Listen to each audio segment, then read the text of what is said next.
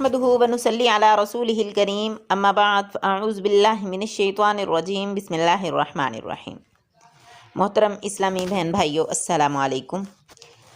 پیارے بہن بھائیوں، اس مہینے میں ایک ایسی رات ہے جو 1000 مہینوں سے بہتر ہے۔ اس سے مراد لیلۃ القدر ہے، یعنی وہ رات جس میں قرآن مجید نازل ہوا، جیسا کہ خود قرآن مجید میں ارشاد ہوا ہے، اِنَّا أَنزَلْنَاهُ فِي لَيْلَةِ الْقَدْرِ وَمَا أَدْرَاكَ مَا لَيْلَةُ الْقَدْرِ لَيْلَةُ الْقَدْرِ خَيْرٌ مِّنْ أَلْفِ شَهْرٍ۔ اس کا ترجمہ ہے کہ ہم نے اس قرآن کو شب قدر میں نازل کیا ہے، اور تم کیا جانو کہ شب قدر کیا ہے؟ شب قدر 1000 مہینوں سے زیادہ بہتر ہے۔ میرے پیارے بہن بھائیوں، دیکھیں، حقیقت یہ ہے کہ قرآن مجید کا نزول انسانیت کے لیے عظیم الشان خیر کی حیثیت رکھتا ہے، اور انسانوں کے لیے اس سے بڑی کوئی خیر نہیں ہو سکتی۔ اس لیے فرمایا گیا کہ وہ رات جس میں یہ قرآن مجید نازل ہوا ہے وہ بھی 1000 مہینوں سے بہتر ہے۔ دیکھو، دوسرے لفظوں میں یوں بھی کہا جا سکتا ہے کہ پوری انسانی تاریخ میں کبھی 1000 مہینوں میں بھی انسانیت کی بھلائی کے لیے وہ کام نہیں ہوا جو اس ایک رات میں ہوا ہے۔ پیارے بہن بھائیوں، ہزاروں مہینوں کے لفظ کو گنے ہوئے 1000 نہ سمجھنا، بلکہ اس سے بہت بڑی کثرت مراد ہے۔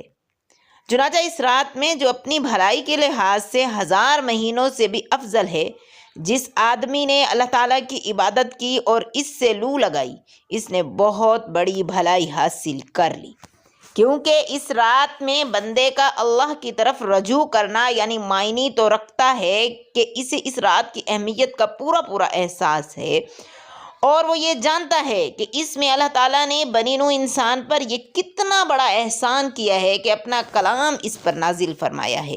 اسی لیے جس آدمی نے اس رات میں عبادت کا اہتمام کیا، گویا اس نے اللہ تعالیٰ کا شکر ادا کیا اور اپنے عمل سے یہ ثابت کیا کہ اس کے دل میں قرآن مجید کی صحیح قدر و قیمت کا احساس موجود ہے۔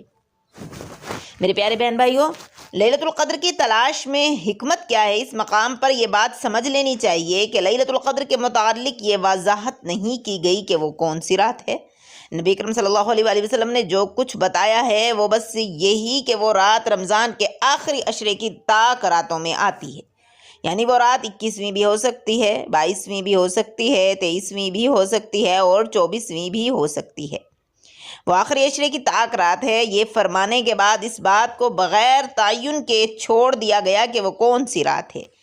عام طور پر لوگ 27ویں رمضان کے بارے میں یہ خیال رکھتے ہیں کہ وہ لیلۃ القدر ہے، لیکن یہ بات جو ہے 100% درست نہیں ہو سکتی کہ یہ رمضان کی 27ویں شب ہی لیلۃ القدر ہے۔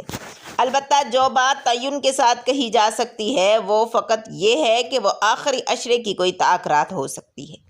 میرے پیارے بہن بھائیوں، لیلۃ القدر کا قطعی طور پر تعین نہ کرنے میں یہ حکمت کار فرما نظر آتی ہے کہ آدمی ہر طاق رات میں اس امید پر اللہ کے حضور کھڑا ہو کر عبادت کرے کہ شاید یہی لیلۃ القدر ہو۔ لیلۃ القدر اگر اس نے پا لی تو اس کے معنی یہ ہوئے کہ وہ جس چیز کا طالب تھا وہ اسے مل گئی۔ اس کے بعد اس نے جو چند مزید راتیں اللہ کی عبادت میں گزاری تو وہ اس کی بھی نیکی میں مزید اضافے کی موجب بنیں گی۔ ہر رات کا ثواب اس کو ملے گا۔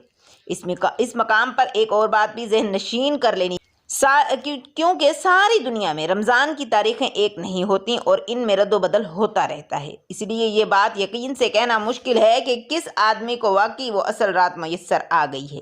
اس لیے ایک طالب صادق کو ہر رمضان میں اسے تلاش کرنا ضروری ہوتا ہے۔ رمضان کا جو آخری عشرہ اعتکاف کے لیے مقرر کیا گیا ہے، اس میں ایک حکمت یہ بھی ہے کہ اعتکاف کا ثواب آدمی کو الگ ملے گا، اور چونکہ اعتکاف کی حالت میں اس کی تمام طاق راتیں عبادت میں گزریں گی، اس لیے اس بات کی توقع کی جا سکتی ہے کہ اسے ان میں کبھی نہ کبھی وہ رات بھی لازماً مل جائے گی۔ بعض لوگ اپنی جگہ لیلۃ القدر کی تلاش کے معنی یہ سمجھتے ہیں کہ رات کو باہر نکل کر یہ دیکھا جائے کہ فضا میں کوئی ایسی علامت پائی جاتی ہے جس سے یہ ظاہر ہو کہ یہ قدر کی رات ہے، فضا میں کوئی ایسا نور برس رہا ہے جس سے اس کا لیلۃ القدر ہونا ثابت ہو جائے۔ پیارے بہن بھائیوں، دراصل یہ طرز فکر مطابق حقیقت نہیں ہے۔ بے شک یہ نور برستا ہے، لیکن یہ نور تو پورے رمضان اور رمضان کی ہر رات میں برستا ہے۔ البتہ اس کے لیے وہ آنکھیں چاہیے جو اس کو دیکھ سکیں۔ یہ نور خدا کی رضا طلبی کے لیے آپ کے اندر ہونا چاہیے۔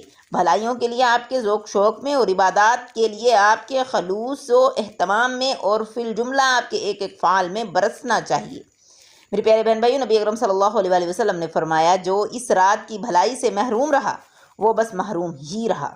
اس کا مطلب یہ ہے کہ اگر ایک شخص اس رات میں اللہ کی عبادت کے لیے کھڑا نہیں ہو، اس کو اس نعمت عظمیٰ کا احساس ہی نہیں ہے جو اس رات اللہ نے اتاری تھی۔ اگر اسے اس بات کا احساس ہوتا تو وہ ضرور رات کے وقت عبادت کے لیے کھڑا ہوتا اور وہ شکر ادا کرتا کہ اللہ یہ تیرا احسان عظیم ہے کہ تو نے مجھے قرآن جیسی نعمت عطا فرمائی۔ بے شک یہ بھی تیرا احسان ہے کہ تو مجھے کھانے کے لیے روٹی اور پہننے کے لیے لباس عنایت فرما، لیکن تیرا اصل احسان عظیم مجھ پر یہ ہے کہ تو نے مجھے ہدایت دی اور دین حق کی روشنی دکھائی، مجھے تاریکیوں میں بھٹکنے سے بچایا اور علم حقیقت کی وہ روشن شمع عطا کی جس کی وجہ سے میں دنیا میں سیدھے راستے پر چل کر اس قابل ہوا کہ تیری خوشنودی حاصل کی۔ بس جس شخص کو اس نعمت کی قدر و قیمت کا احساس ہوگا وہ اس رات میں اللہ تعالیٰ کا شکر ادا کرے گا اور کھڑا ہو کر اس کی بھلائی لوٹ کر لے جائے گا، لیکن جو شخص اس رات میں ادا شکر کے لیے خدا کے حضور میں کھڑا نہیں ہوا وہ اس کی بھلائی سے محروم رہ گیا اور در حقیقت ایک بہت بڑی بھلائی سے محروم رہے۔ اللہ پاک ہم سب کو شب قدر نصیب فرمائے اور اس کی قدر و قیمت کا احساس کرنے والا بنائے۔ وآخر دعوانا ان الحمدللہ رب العالمین۔